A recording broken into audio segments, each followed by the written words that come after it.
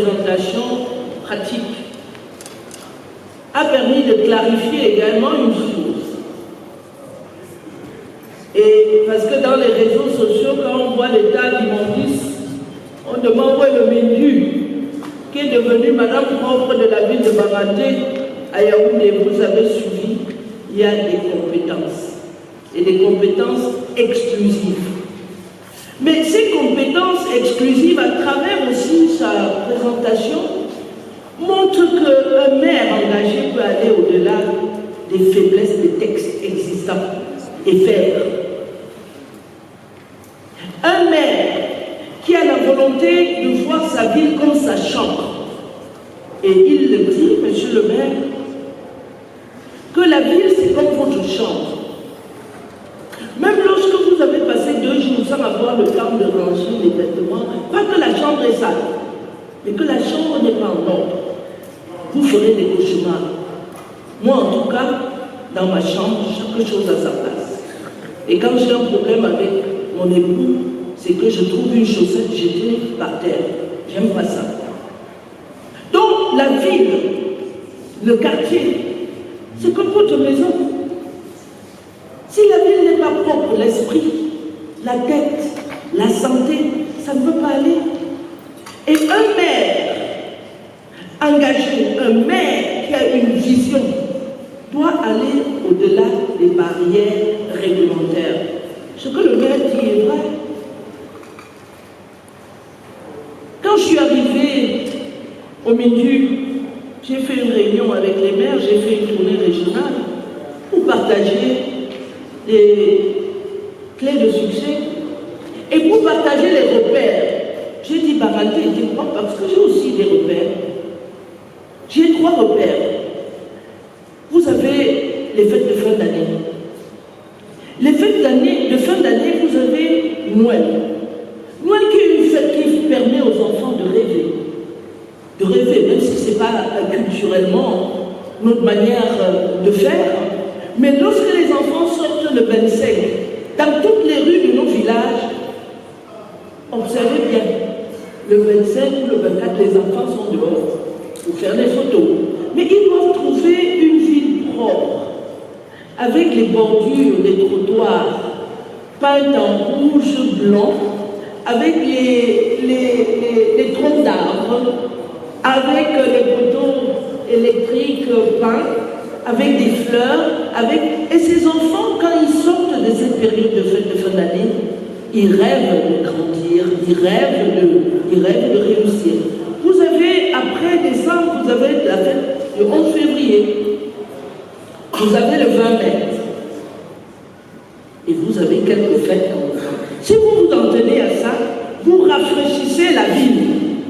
Ça fait quand même tous les 3 mois. Avec la peinture à une, ça tient 3 mois. J'ai observé à Yaoundé, c'est pour rire. Une fois que malgré ce conseil, à l'approche d'une fête, la ville n'était pas telle que je souhaitais que les enfants qui vont sortir à Yaoundé voient une ville, une capitale propre. J'ai envoyé les équipes en régie aller embellir la ville. Le maire de ville les a arrêtés. C'est la compétence exclusive du maire de ville. Et j'ai envoyé arrêter le maire de ville. Pour dire que c'est sa tutelle technique qui l'accompagne. Pour dire que face nous sommes en train de revoir avec le Mindevel, nous sommes avec le MINAC, nous sommes en train de revoir la révision des textes pour les contextualiser par rapport à la décentralisation que le chef de l'État a voulu dans le but d'accélérer le développement de notre pays. Vous avez suivi dans la présentation du maire que pour y arriver, il faut avoir une vision au départ. Si vous n'avez pas de vision, vous ne serez pas engagé. Il faut avoir une vision, il faut avoir une organisation pragmatique, il faut une organisation, il faut une mobilisation citoyenne, mettre le 4e P, partenariat public-privé, population, autour des actions pour que le résultat soit ce que vous souhaitez. Le maire également a parlé parfois les maires ne sont pas conscients de ce que le président de la République leur a donné. C'est un ancien maire qui parle. Avec les délibérations, vous pouvez faire beaucoup de choses. Vous n'avez pas besoin du maire de ville pour celles des communes d'arrondissement qui sont dans les communautés urbaines. Vous n'avez pas besoin pour faire une délibération. Il n'a pas besoin de valider la délibération qui concourt à l'amélioration des conditions de vie ou de management dans votre commune. Vous avez la force de délibération. Lesquelles délibérations avec les sanctions peuvent améliorer les ressources propres de la mairie. Il faut donc cet engagement et cette constance dans le travail. C'est pourquoi, monsieur le maire, je voudrais saluer la constance. Vous avez toujours été sélectionné comme ville propre dans le centre depuis que vous vous êtes engagé, au point de devenir à Bertois la ville la plus propre du Cameroun. Ça veut dire que vous êtes résilient. Quand vous ne gagnez pas, vous revenez. Vous ne baissez pas les bras. Vous ne travaillez pas parce que vous voulez le prix. Vous travaillez parce que ça doit rentrer dans le cadre de la vision que vous êtes faite de la ville. Et j'en suis témoin. Ceux qui connaissent l'accès à la résidence de notre secrétaire général du comité central, il y avait un dépotoir impossible. Il a éradiqué ce dépotoir, il a mis des bancs publics, il a mis des fleurs, il a même fait des fresques faites par les populations, je crois, au mur. Et chaque fois quand vous descendez, il y a des couples avec des enfants assis qui prennent du bon temps. C'est ça la ville inclusive. C'est ça la ville sûre. C'est ça la ville ouverte. Et cette présence régulière dans ce concours, monsieur le maire, je n'avais pas encore les résultats. Je vais demander à mes collaborateurs, si tous les résultats sont connus, que nous ayons une séance de travail. Je suis à Bafoussam maintenant pour une semaine. Je voudrais une séance de travail demain pour avoir les contours. Quels sont les résultats et revisiter un tout petit peu. Et sachant que le maire, puisque j'ai suivi, il n'est pas représentant du centre, et malgré cela, il va prendre en charge la prime à l'équipe de la voirie municipale ou l'équipe de la cellule d'hygiène et salubrité, je vous mettrai un prix spécial de persévérance. Et je vous prie d'amener ces jeunes agents à Bafoussam pour qu'ils soient célébrés, de s'être ainsi engagés pour rendre Yaoundé le centre propre de la ville, cité capitale du Cameroun. Je tiens noté également, et je vois que la salle également va contribuer, qu'à côté des sanctions, vous avez l'utilisation des TIC. Vous avez des forums dans lesquels vous prévenez ISACAM, vous associez ISACAM dans la prise en charge de l'hygiène et salubrité à des moments définis avec les populations.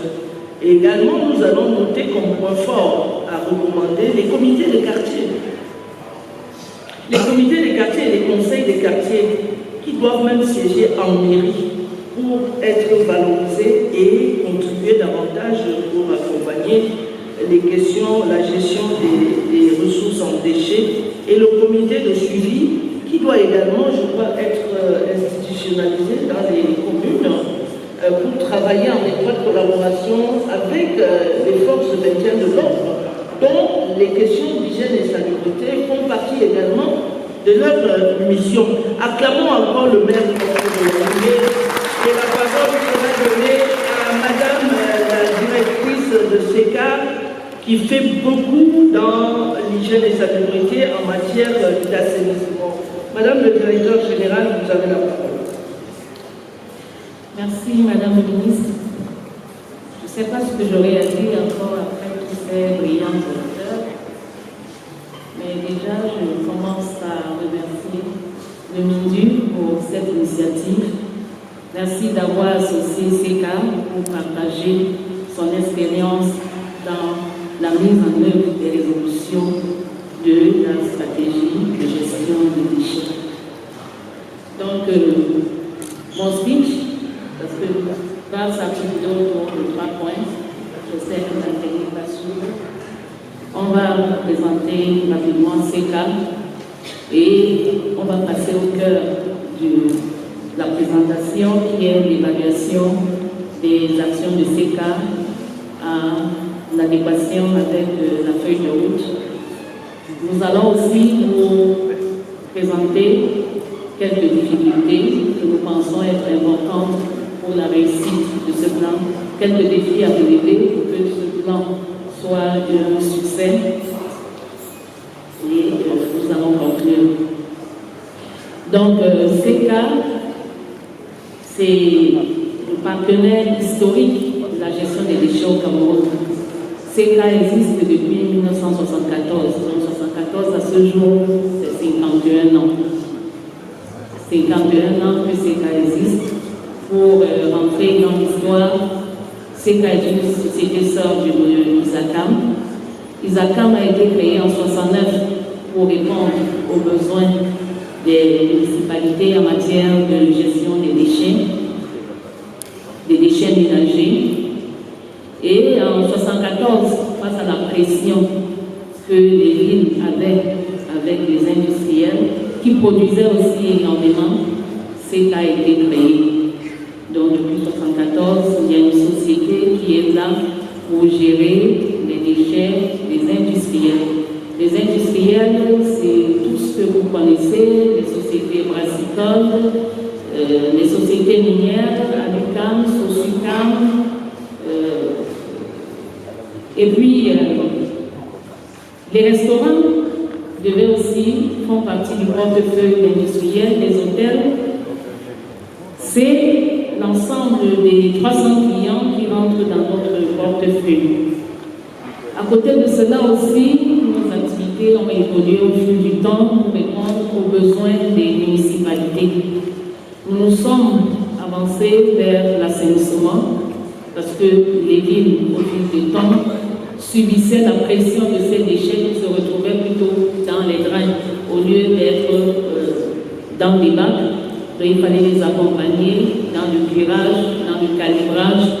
Et pour répondre aux besoins de la modernité, aujourd'hui, nous faisons de l'anticipation, de l'assainissement avec ces grands engins qu'on appelle pelles amphibies qui permettent aux villes de recalibrer leurs drains et de lutter contre les inondations.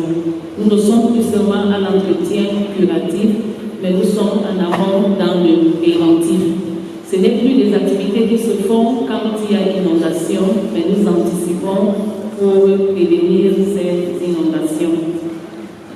Donc, nous faisons aussi toujours pour accompagner les villes la 4D, comme nous appelons, désinsectisation, dératisation, désinfection.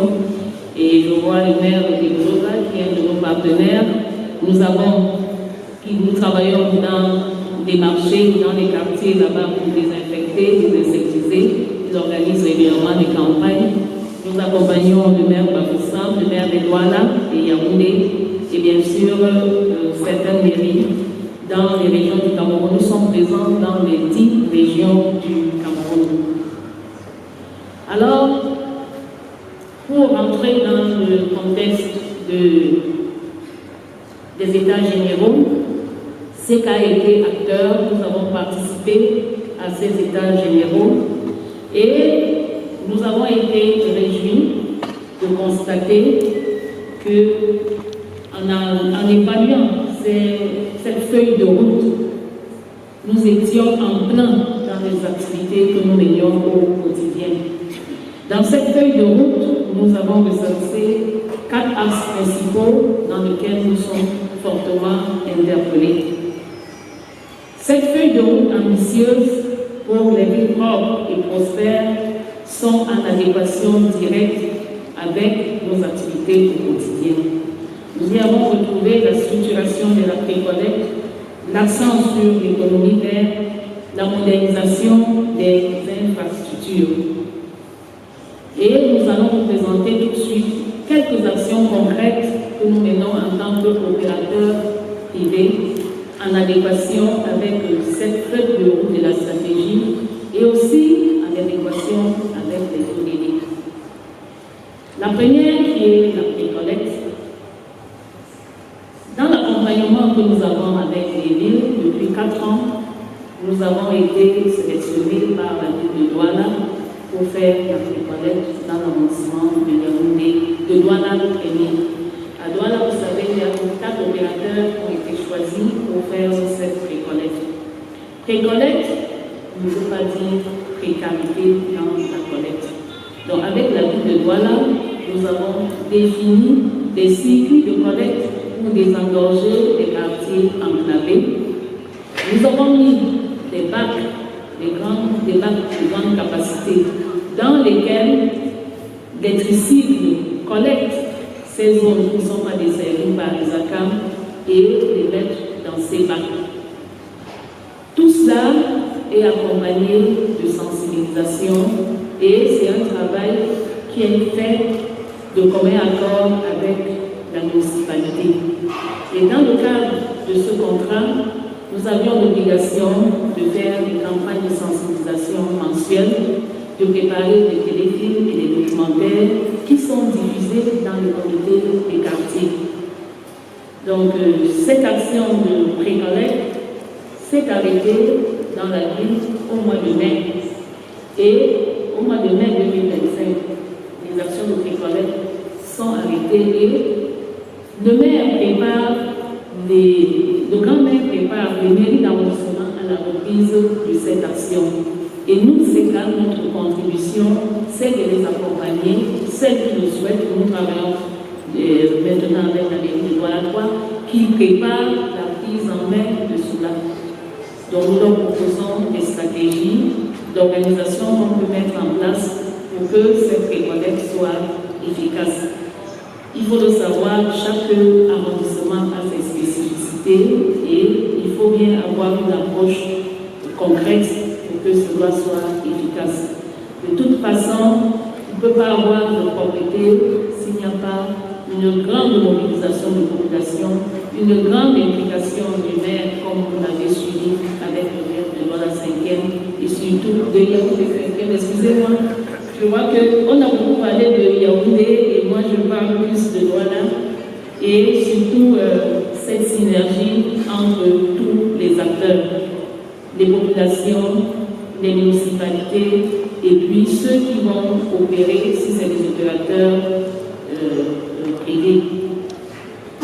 Nous avons aussi, dans le domaine de l'économie circulaire, en adéquation avec les activités, parce que je vous ai dit, nous travaillons dans les entreprises, nous collectons chez les industriels, et dans les déchets que nous collectons, il y a une forte prépondérance des papiers plastiques, des cartons, et puis de la matière organique. Nous, en termes d'économie circulaire, nous nous sommes orientés vers les papiers cartons qui étaient plus importants dans la classe des entreprises que nous collectons à ce jour. Nous ne pouvons pas faire toutes les filières, nous avons choisi de valoriser les papiers. Alors tous nos clients, nous les sensibilisons à collecter en amont, d'avoir plusieurs bacs, de faire le tri et la partie papier, nous rachetons à 25 francs. Tout ce qui est plastique, nous rachetons à 50 francs. Nous pesons toutes les fins de semaine ces produits recyclés et nous les déduisons de leur facture de collecte de déchets. Et nous avons donc mis sur pied un centre pour la fabrication, pour la transformation des papiers. Nous voulons transformer ces papiers en alvéoles. La première partie de notre projet était de pouvoir s'assurer qu'on aura une production continue en termes de papier, donc sensibiliser tous ces acteurs. Là, aujourd'hui, sur Douala, nous pourrons garantir 100 tonnes de papier collecté par mois et nous sommes en train d'implémenter donc cette unité qui va transformer ces papiers en alvéoles. Donc, Madame le ministre, nous pensons que dans les sites que vous aurez à faire pour les prochains états généraux, vous aurez l'opportunité de visiter cette unité de transformation de papier en alvéoles.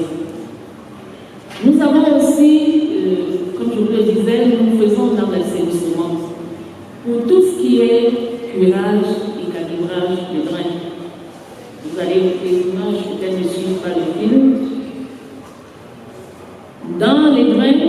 dans lesquels nous travaillons, vous voyez cet engin qui travaille, nous retrouvons plein de bouteilles plastiques et beaucoup de déchets qui stagnent dans ces drains. Notre approche dans la valorisation, c'est de récupérer ces bouteilles plastiques. Chaque fois qu'on travaille dans un drain, on met une équipe pour récupérer ces bouteilles plastiques et nous les affectons aux autres partenaires qui transforment. Et pour ce qui est des bouts qui sortent de ces drains, nous en faisons du compost. Donc, c'est notre vie qui est donnée à ces déchets et le compost qui est fait est redistribué aux populations. Donc, pour la ville de Douala, où nous avons les plus grosses unités, nous avons envisagé la construction d'un centre de traitement multifilière qui correspond un peu à la modernisation des équipements que vous voulez dans la gestion des déchets.